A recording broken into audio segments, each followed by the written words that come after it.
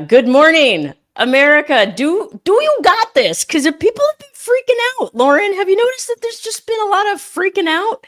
There's a lot of freaking out. And I'm not even sure. Do we have this like in a technical standpoint? I think we got this.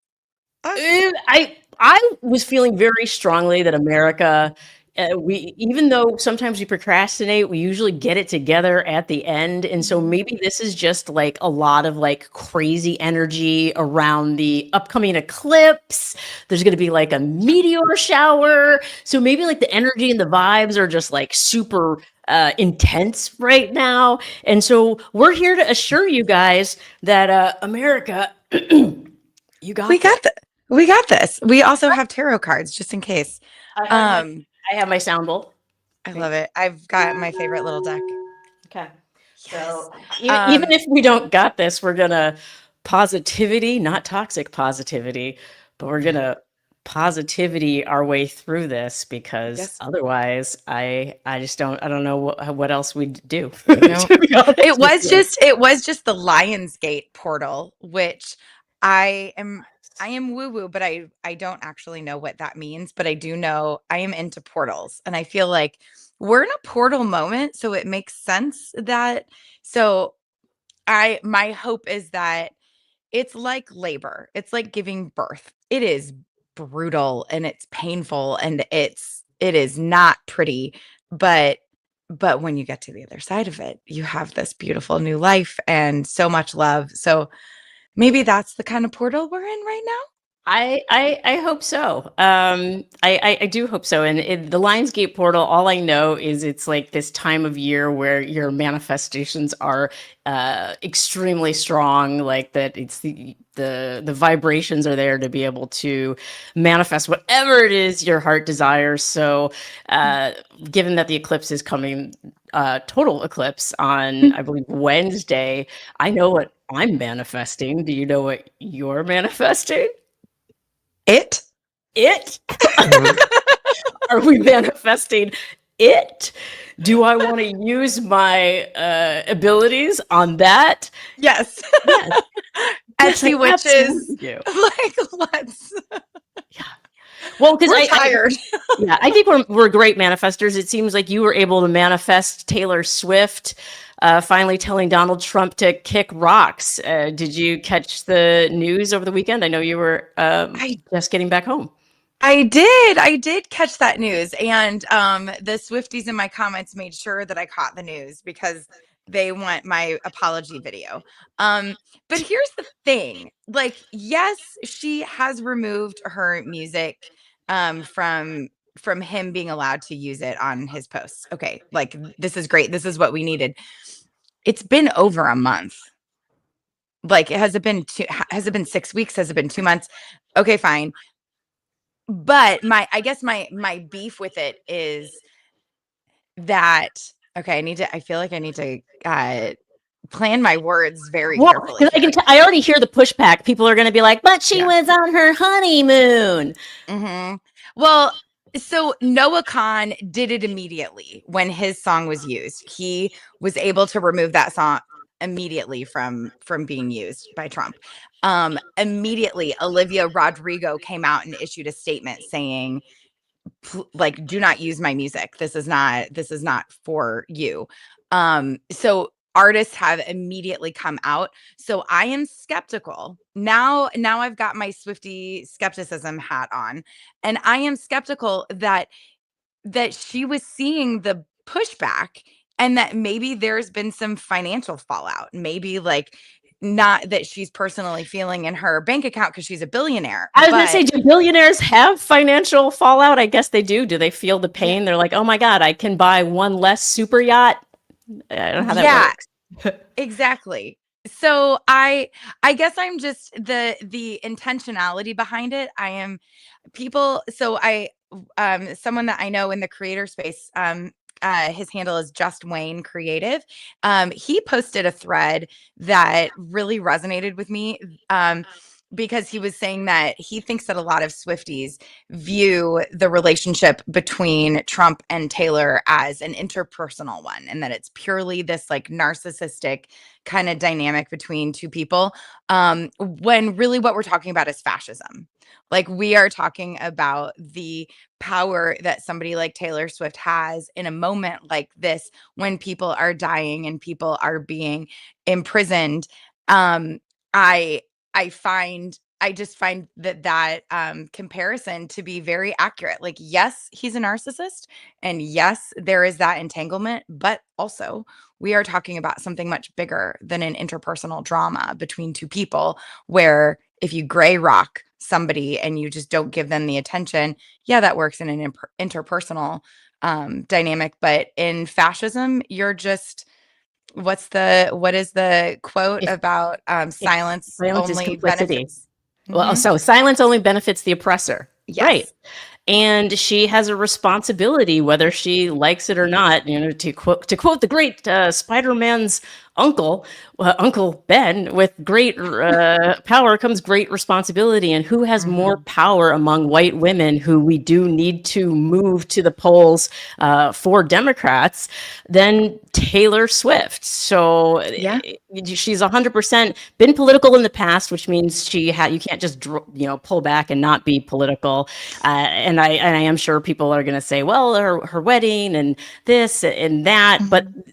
the fact is she did it. So I'm glad that she Yes. did, whatever her reasoning for doing so may have been. I think it was important. Yes. A candidate who is running who, well, I don't even know if it was a candidate or if it was the DNC themselves, but they used a song from an artist who I doubt there will be any pushback from the artist. However, I kind of questioned the use of the song, so I want to know what you guys think. So let's see if we can see that clip, and hopefully it won't get us banned from like it won't kick out our stream like it did when we ran a Love Island clip. Ay, big old freak, big booty, big old tree. I'ma make 'em wait for the pussy. Hit it in me big old ski. Ay, feet on the bed. I fuck 'em up in the head. Suck it, then look in his eyes. Then the next day I might leave him on red. Ay. So Not mad at it. Not mad at it. So when it played on my phone, I had to look and see if my Apple Music had accidentally kicked in, because I was like, that's not the song they picked. They couldn't have possibly picked a song without bleeping any of the lyrics of Megan Thee Stallion to sexualize this candidate. Is this the new game plan from the DNC? They're like, our men are hot and brown. This is like, is that what we're doing? I mean, whatever works, but It's almost like they went from like the Gavin Newsom kind of thirst trap into whatever. Like, it's like we swung too hard in the other direction, and now we're I don't know, are we finding equilibrium? I'm not sure. Well, because it's like Democrats already know they have the black female vote, right? Got that 92%. You have us. And so are they like testing out what attracts white women, but that also won't offend white men? Because I'm thinking like everyone's like, oh, they have a white male problem. Scott Galloway's like, they have a young white male problem. And so then they decide to post a thirst trap of Abdul El-Sayed. Like, what? Honestly, I kind of understand the thought process here, because I think let me do this in real time. Yes. Yeah. Because I think that there is such a narrative around like, ooh, scary brown man. Like, and so I wonder if maybe there is, yeah, like they're like, he's not scary. He line dances. He's got nice biceps. He's just like me and you. He's sexy. He's hunky. Because that's kind of how I always say Obama. If Obama wasn't hot, Obama would have never been president. Right. Like they had to make, he was like cool, suave, hip. Like it's you part need of the aesthetic. yeah, the charisma. And I think too, it's like there's this line from Mean Girls where they're describing Regina George, and they say all the girls want to be her and all the guys want to be with her, like something to that effect. They're trying to do that. They're trying to Regina George Abdul El-Sayed. They want all the girls want to be with him and all the guys want to be him. Like that, I think they're trying to do that. And like also with Mom Donnie. Like I think that kind of as my 14-year-old would say, aura farming. Oh. Yeah. We should have a Gen Z vocab list for all of us olds where we can start learning the phrasing and the vocab, because I've heard aura farming, but this is the first time I've heard it used in a sentence, and I believe you did it correctly. So congratulations. You're Thank you. hip, you're cool, you're not chuggy, which I don't think they say anymore. I think it's chuggy. I did. I say asked him chuggy. last night. I said, "Is this chuggy?" And he goes, "I don't know what that means." And I was like, "Cringe." And he goes, "I know what cringe means." Yes, that is cringe. Okay, so cringe is back. Cool. Cringe- Yeah, and chuggy is out. Aura farming. Aura farming is when you are trying to look cool and it's working. Okay, got it. And to have aura is like Abdul El-Sayed has aura. He does, but he also has a good platform. Like he has a good policy platform, and Mamdani had a good policy platform, and so they could talk about that. But I think they've learned their lesson, which is that voters don't want to hear about your plans for health care. Voters want to know if they would enjoy hanging out with you at brunch or a party. That's seeming to be where we're at as a culture. We have become the Love Island of cultures. It's just who we are now. It's vibes with in the background policy. Fine. Well, it even goes back to the old I could have a beer with him kind of trope. The airline test. Yeah. But maybe people just want to see them twerk. I don't. Instead of just have a beer. If politics could be decided by a twerk contest a la Love Island, honestly, where we're at right now with climate collapsing, I wouldn't mind it, because I feel like we need a little bit of fun. And so bring on the twerk contest. That would be great. I think Tim Scott could be the judge of the contest, because he seems to have gotten his hot males in the primaries mixed up. I just saw a clip. I think we have it. Can we run that Tim Scott one?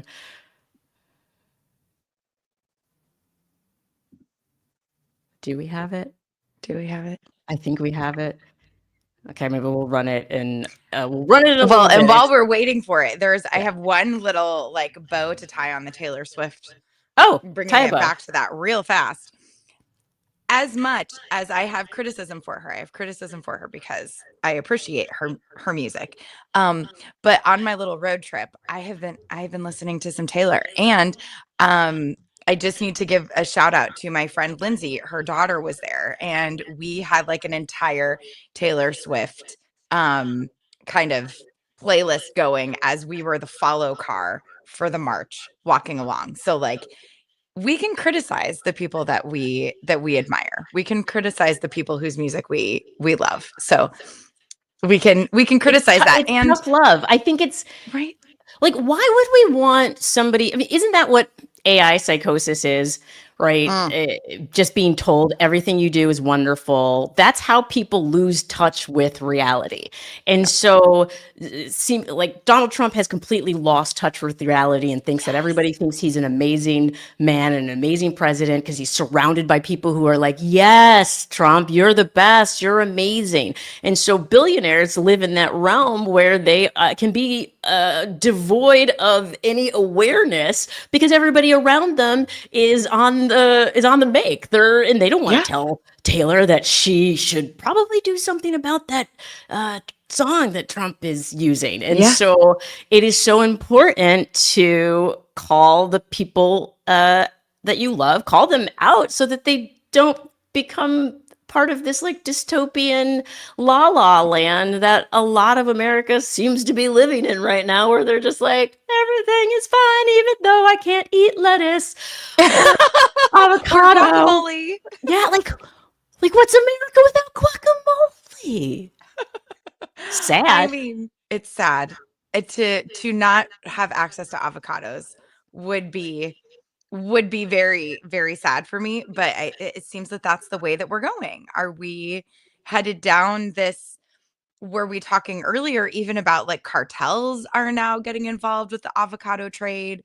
Oh, they've And actually always been involved with the avocado trade. It's actually always been because where there's money to be made, there's going to be illegal, criminal, organized crime behavior. And there's a the lot cartels of will be there. money to be made on avocados. And that's why young people can't afford to buy houses anymore because of avocados have a lot of power. I They think really it's, do.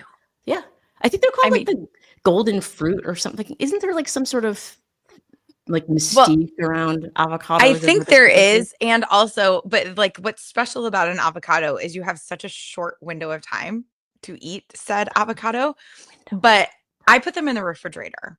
I learned that if you Pro hack. refrigerate them, I used to just keep them on the counter and it was like, okay, and eat it now. You have 6 hours.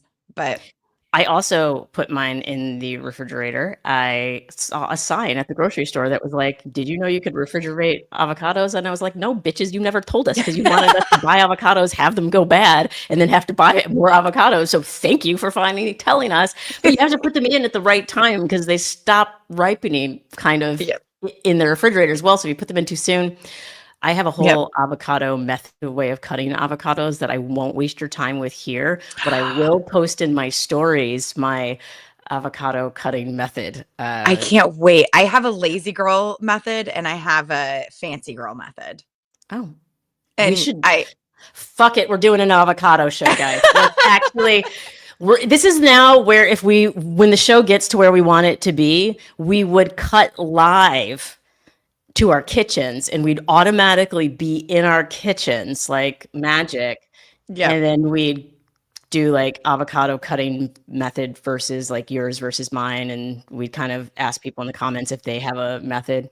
My cutting fancy avocados. girl method is actually, I wrote about it in the first chapter of my book, the book that I haven't published yet, but it is 90,000 words. And some of the first words that I wrote were about how I cut an avocado. Okay, this is where I get super freaked out. This is where the woo-woo thing comes in because like I made an entire video. It's like almost 2 minutes long. That's a reel from like way back, like probably 2018 on how I cut an avocado. Lauren So and I please were do not take meant the to- avocados away from us. We need it for our mental health. Yeah, exactly. Exactly, people. We've diverged. We're gonna come back to Tim Scott. Okay, we're back. We're back on track. We can roll the Tim Scott clip now. The only way to stop that from happening, and I believe them, Trey, is to win elections. That means we have to stop Talarico in Michigan by electing Mike Rogers. We've got to stop Talarico, and he's thinking he's thinking about somebody. That's like feels like a Freudian slip kind of thought. Mm-hmm. It sure does. I had the most interesting conversation with my Uber driver in Birmingham, Alabama, headed to the airport. And once she realized that I was politically aligned, she goes, "Oh, now we can really talk." She knew you were a safe person. She had to wait to find out if you were a safe person. This is what we do as Black people. We're like, is she safe? Yeah.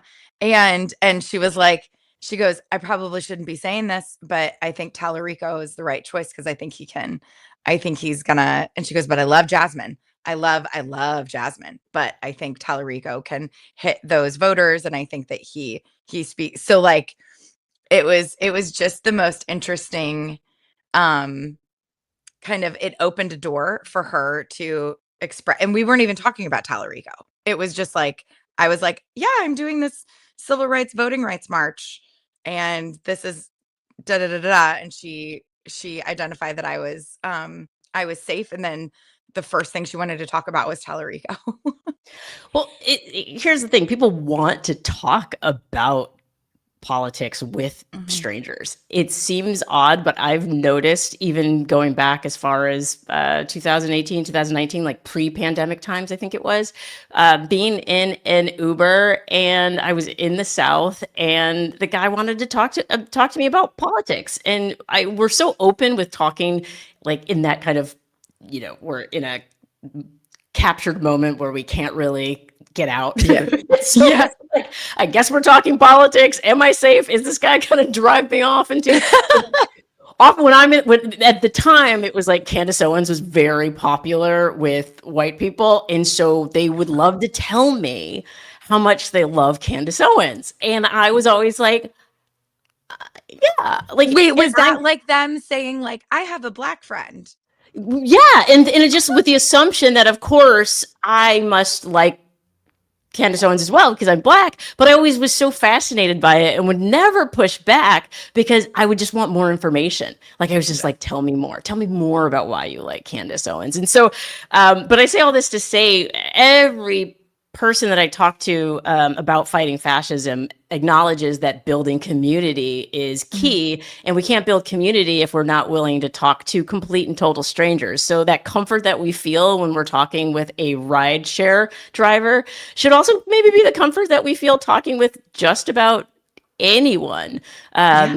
As opposed to just being like, oh, we're gonna like, because you never know like what people think or feel, and maybe you're going to be the first person that they have the opportunity to have that conversation with, that might not be hostile to difference and can figure out a way to like come to an understanding. So more talking to strangers, but also be careful Absolutely. if you're in an Uber that has an InfoWars bumper sticker on it, which happened to me once. So Oh no.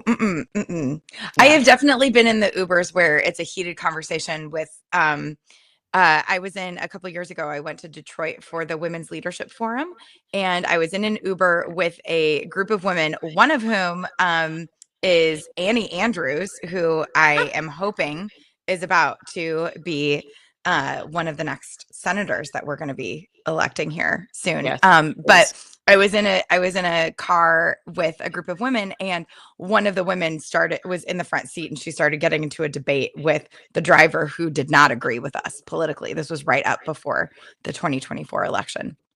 And like, it was spicy. dicey. Did it get dicey? It got dicey. It got dicey. And but I think that these conversations are really important because the reason that we landed in this place, I believe, is we were all taught not to talk about politics. We were taught that it was impolite. And so now there is this disconnection that we have with our neighbors, disconnection that we have with our family, because we haven't been able to share ideas and different perspectives. And so we end up with people in echo chambers. So an example, someone in my family is curious about what I'm doing on 1,000 miles to Memphis and why I'm walking through the South. And when the response was, well, we're doing this, we're building community, we're building coalitions, and we're also registering people to vote and talking about civic engagement and educating people on the importance of voting. And the response was, well, are you just trying to get illegals to register to vote? I'm sorry. Excuse me. Yeah. I'm sorry. What? Yeah. Is this? And this was a family member? Mm-hmm. How do you, oh, God. Mm-hmm. Okay. Okay. Yeah. Continue. Yeah. So use of that word is, I have a problem with that. Always. Oh yeah, that's already problematic. Yeah. Red flag. But that information came from Fox News and like that whole echo chamber. So because we have not had this open dialogue and a sense of curiosity about a different perspective, or even just curiosity about what somebody else, not even the different perspectives, but like why am I doing the work that I'm doing? Why have I all of a sudden decided not to be a wedding planner? Like, where did that come from? So even though it wasn't suddenly, so I think that there's just this general lack of communication and curiosity, and it's showing up in these really insidious, toxic ways, because that was that family member opening the door to see inside the thought process of how, like, they just thought that that was a normal thing to say. Well, a lot of people are saying a lot of things out loud right now that are not normal things to say, that are inside thoughts, like keep it in your brain thoughts, unhelpful thoughts. And so, yes, we want people to have conversation and constructive conversation, but we also want people to come from a place of good faith. And it's very difficult to move the conversation forward when there are people who may appear to be coming from a good place if you don't understand what they're trying to do or how they're using language. And of course, I am speaking right now of the men who've decided that they want to declare for the WNBA draft. A couple of washed up players, Enes Kanter Freedom. Now, Freedom, he changed his name to Freedom. It was just Enes Kanter. He's a Turkish-American basketball player who was pushed out of the league to begin with and was not really a star athlete in any way, and is now on the right-wing grift just in time for the midterms when the GOP needs to manufacture a panic around trans people because people are having genuine, actual, real panic about being able to afford gas or electricity, or, it's back to school time. So tuition. Oh, look at this guy. Look at this guy. This guy. I love a photo that makes him look short and frail. He looks like an Oompa Loompa in this. Actually, yeah. This is like Oompa Loompa Trump. This is pre his new wig. Just such a ridiculous man. But this whole conversation, what I'm loving is that the WNBA, the Players Association, came out and said, like, yo, we're inclusive. We were built on inclusivity. This entire league, the whole premise of it was inclusivity. And so a lot of the players have been speaking out. But I think it just goes to show the lengths that people will go to defend the indefensible, to put out these ideas that are just like, it's trolling and it's not dialogue. It's not the curiosity that you speak of. Like, Enes Kanter Freedom is not curious as to why somebody might have gender dysphoria, or even curious as to why somebody who is trans would want to continue to play sports, or even curious about what happens when one takes feminizing hormones. And so it's just like, if we have the saying curiosity killed the cat, I guess we need a new saying that curiosity is like a good thing. Maybe that's what we need. Yeah, I really do I think curiosity is that to me is a word that keeps coming up. Because why would we not look at somebody who has a different lived experience than we do and have our first reaction be like, oh, I want to learn more about that. I wonder what the world looks like through their eyes. I guess why and when did it become only through my own eyes can I understand the world, and I am not going to try to grasp the concept that somebody else out there might have a completely different lived experience. And I mean, I guess that's really what our country was founded on. So when people say this isn't the America I know, well, yeah, actually, yeah. That's what this country was built on, stripping lands and livelihood and life from people who were already here, and then enslaving others to come and build from yes, this is what we've always done.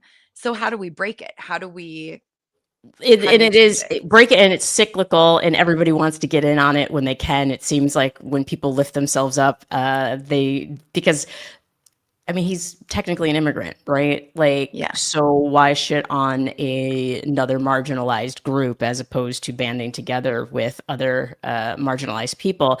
And of course, it all comes down to scarcity or perceived scarcity. And so what what the GOP has managed to do, and what often happens in politics, is it becomes a zero-sum game. And so it's like, in order for me to win, you have to lose. And so when you have people out here spreading this fear, you have like, if you look in the comments of some of these videos, you have parents freaking out about their children playing with trans kids on their team, and they're not playing with trans kids on like, it's a non-issue, and they have people legitimately freaking out and panicking.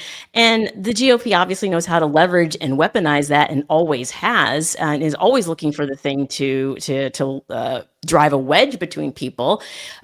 What's crazy to me is that, how do we not get that at this point? And we obviously know it's because they've dismantled public education in many ways. They've dismantled social emotional learning programs in many ways. And so people do not know how to have empathy and the feelings that are required for curiosity, for not having fear of the other. And I always go back to diversity being our strength, meaning when you are trying to solve a problem, you want to be able to come at that problem from many different angles and many different perspectives. And if you have everybody who has one single thought on something, if it's one single perspective, one single background, it's completely homogenous, they're not going to be able to have a diverse approach, different approaches to solve an issue, which is why it's 100 and frickin' degrees all over the planet. Like, we don't have Chris doing a segment this week, but I'm sure that there's something underwater and there's something on fire that shouldn't be. And so, Yes.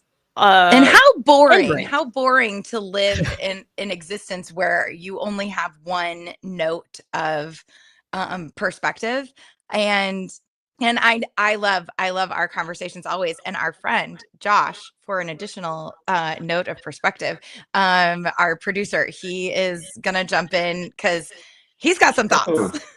Yes. So this conversation, I feel like, has been going platinum in a lot of group chats, and a lot of people haven't been taking the time to really educate themselves on the trans women in sports conversation.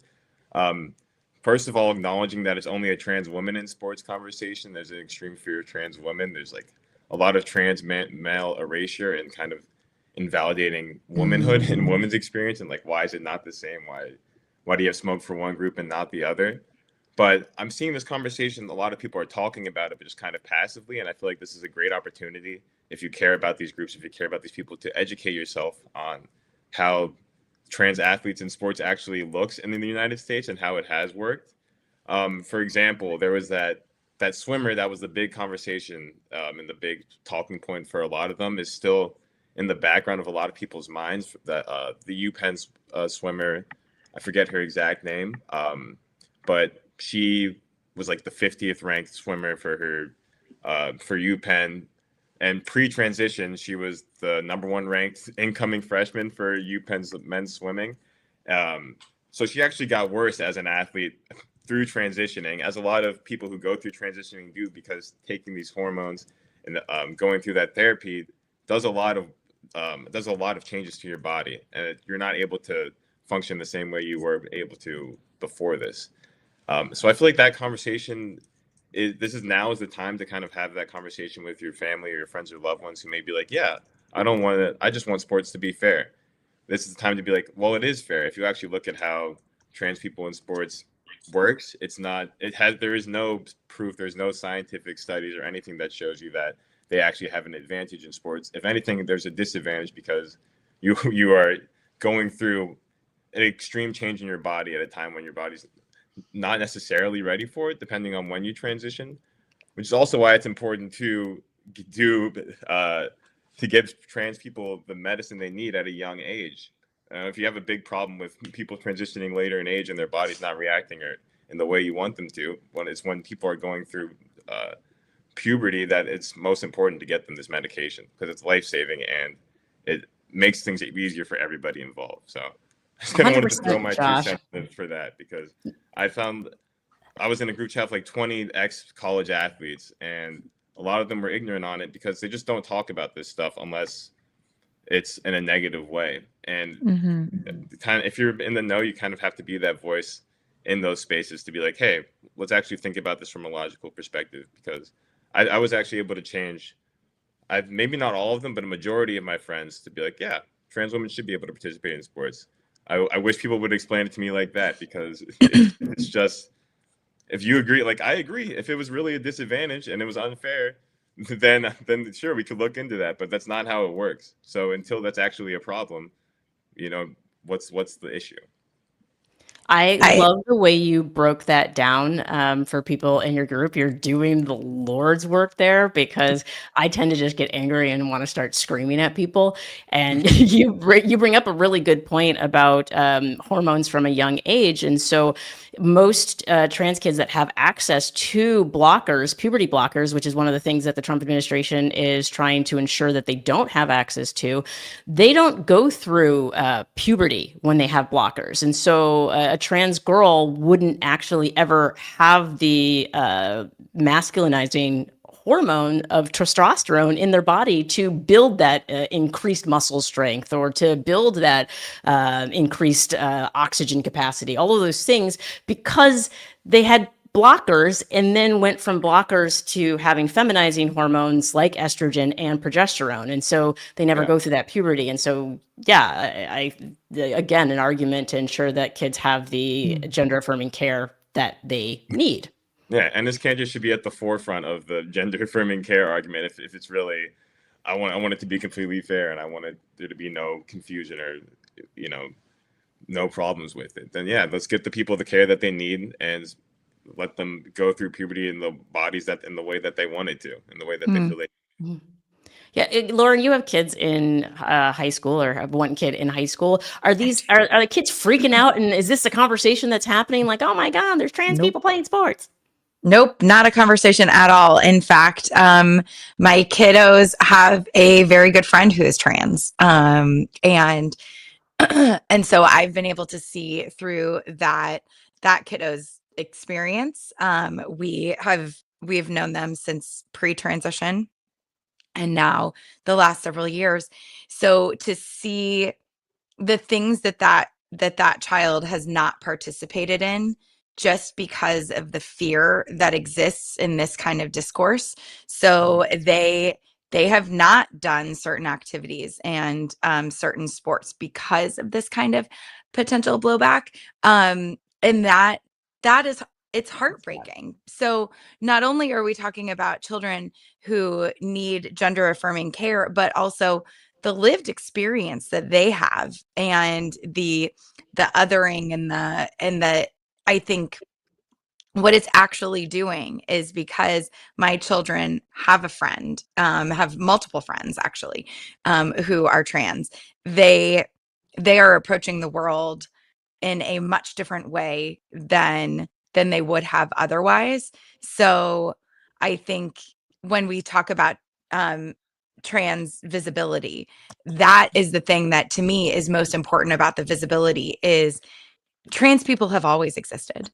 And it's just a matter of the appropriate medical care, and also the visibility of those folks, so that they aren't hiding in the shadows, and that people have more understanding and compassion and curiosity about somebody else's experience. But beyond that, it is not a concern. Like, the only concern that my kids have is, why is their friend not playing the sport that they love to play? Right. And in that way, it hurts all kids.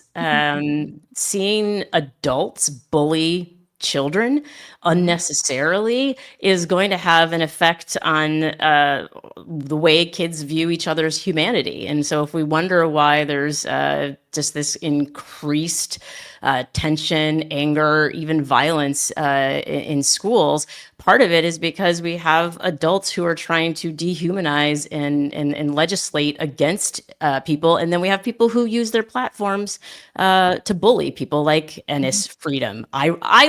So ironic that he would change his name to Freedom. Yeah, no, it's crazy. When I was talking to those friends, I feel like this is an argument that would work for a lot of people, and I feel like it got a lot of them. I was like, where would you all be if you were 12 years old and your coach said, hey, you can't play the sport you love?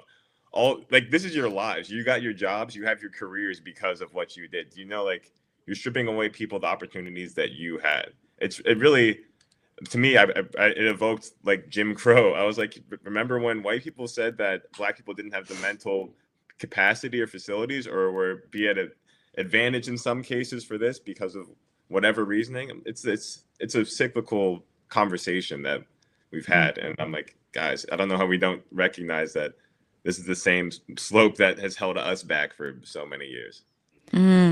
I think because the powers that be are hell-bent on making sure that we don't see it as the same fight. And it's why it's so important a lot of it all comes down to white supremacy, the thing that makes the world go round, and misogyny, of course, which is all wrapped up in one thing. Yeah, It really is.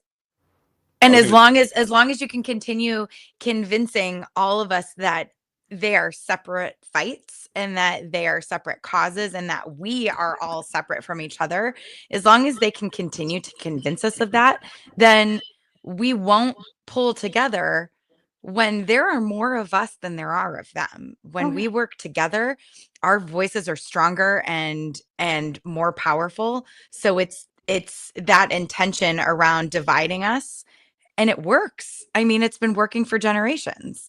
So I think conversations like this are so incredibly important because it needs to stop working, and it's not going to stop working if we don't talk about it. And everything will fall apart and we won't have avocados, guys. Like if for anything, people, do it for your avocados. Right. Preach. Yeah. And you have an opportunity to do something about it this week because there are more primaries. There are primaries happening in Kansas, Michigan, Missouri, Virginia, and Washington, all this week on Tuesday. Does it feel like with the primary season and then knowing that midterms are on the horizon, to me, I feel like we're ticking up a roller coaster. We're like, it's like I have to keep doing this throughout the day. Like I check my pulse because I'm like, it is so tense because there's that fear that obviously he's going to interfere with the election. He's going to send ICE agents out into the streets. He's going to do everything he can to repress and suppress the vote. And so people have that fear while at the same time also trying to advocate and build strong a path towards strong voter turnout, which we're seeing the splintering in the Democratic Party where people are like, these radicals who want healthcare and want to abolish ICE. It's like, you know what? Nobody wants their, fellow community members being shot in the street. So yeah, abolish ICE. That shouldn't be radical. That agency that is killing people without accountability should maybe not exist. And it didn't always exist, and it's not making anybody safer. So yeah, it does feel like we're going up a roller coaster, Lauren, and I'm too old for roller coasters. I mean, honestly, like I'm too old to be walking. I am learning because this, I mean, maybe not walking at all, but like I now know, this is the thing I know about myself. I prefer K-tape that has menthol and magnesium like in the K-tape. Did I know what K-tape was 3 weeks ago? No, sure didn't. Now I know exactly the type of K-tape I like and the position around my knee of which it is most supported. But I think like tying it to the walk that I've been on, and I'm on this little break because my kids go back to school, and also I miss them so much. I know a lot of the content I've been posting is me happy and excited about the work that we're doing, because I legitimately am. But what I'm not showing is when I'm crying in a parking lot of a restaurant because I had to leave the team dinner to FaceTime my child, and I hang up and I'm just a puddle of tears. So I'm home for a few days, but when I go back, we're going to finish this out. But what we're trying to do with this is to bring attention to the importance of voting and the way that the Calais decision has been stripping the agency and just the Voting Rights Act at large. And it's just hurting so many communities and districts. And we're learning a lot along this journey. But my colleague, Robert Arnold, Defiance 13, he said along the route at one of our town halls that the other side is going to spend a lot of time trying to convince us that our votes don't matter. And so we should spend even more time trying to explain to you that your vote does matter and how powerful it is. So that is so much of what we're doing right now. It's coalition building across multiple states, bringing in organizations who are doing this important work already on the ground, and helping fund their work, as well as bringing a spotlight to it. So to that end, with midterms coming up, they want us to be afraid that they're going to mess with the vote and think that we're not supposed to show up. They want us to not vote, because if we don't vote, then they win more easily. Then they can do whatever they need with less pushback. So it's, even if it is inconvenient, even if it is hard, we need to all vote, because somebody else is going to use your voice if you don't. Yeah. And it's not that hard. I always like to push back on this idea that somehow voting is hard. It's like when kids are able to do research and find everything there is to know about their favorite character on a TV show, but then you ask them to do their homework and they're like, like, because it's not fun.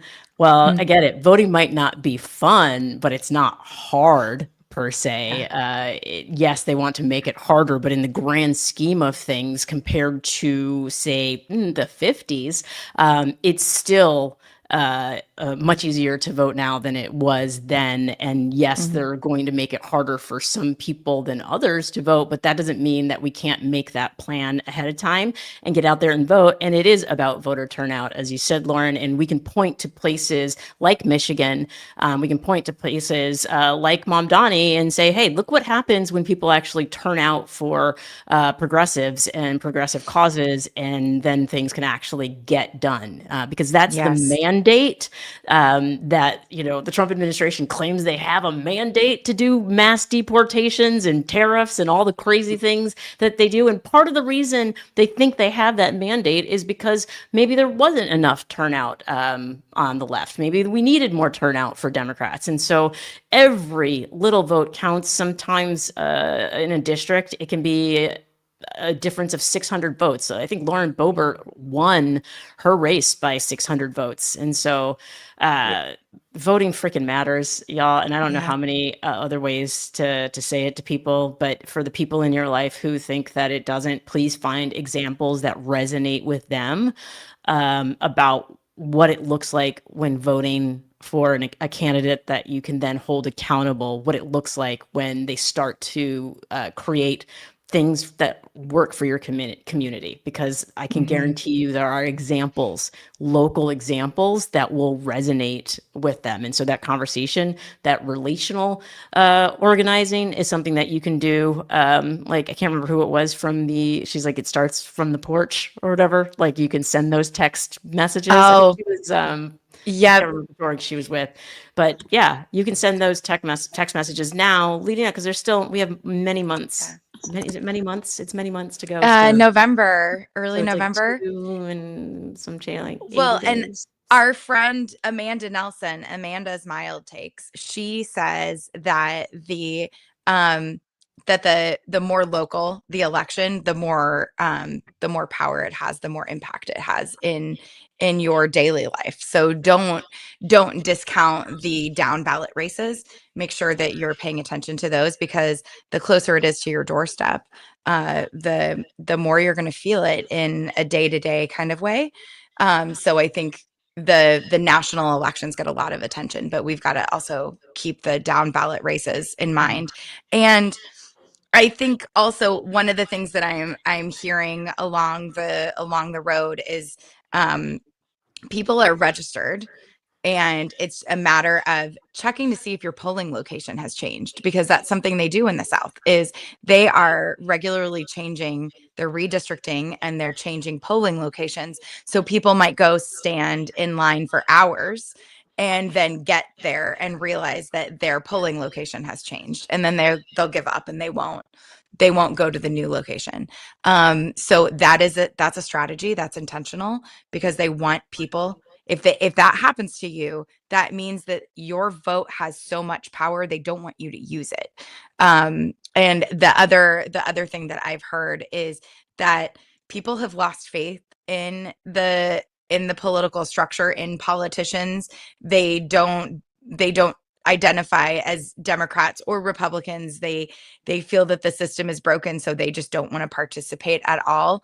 And I can tell you that if we don't participate, it's not going to get any better, and we're not going to be able to change anything.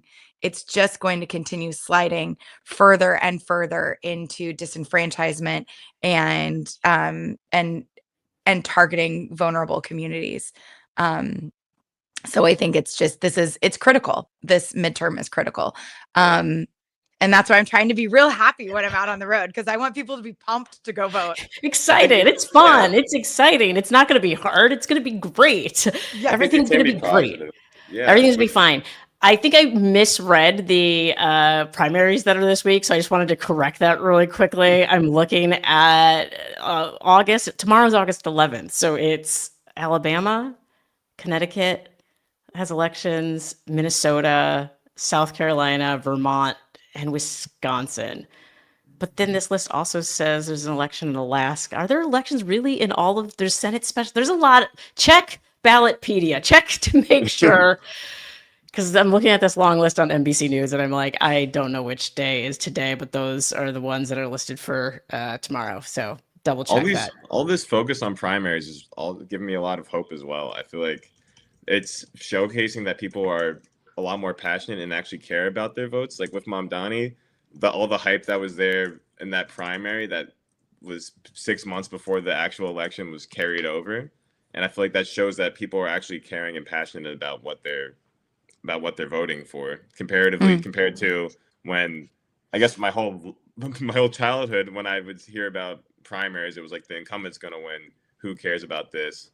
And then people just assume that incumbent's going to continue to win. They're just going to have these votes, versus when someone with these primaries, these votes aren't guaranteed. So I feel like it's forcing people out of their homes more and to kind of face reality a bit more.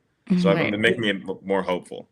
Yeah, and it rises. It makes all boats rise. Like that's like the candidates challenging each other now makes for a stronger candidate come the general. So make sure you if I can, before we wrap, it's happening real soon. So if you're watching this live, if you are in Birmingham at 10:30 this morning, 1,000 miles to Memphis is meeting at Kelly Ingram Park.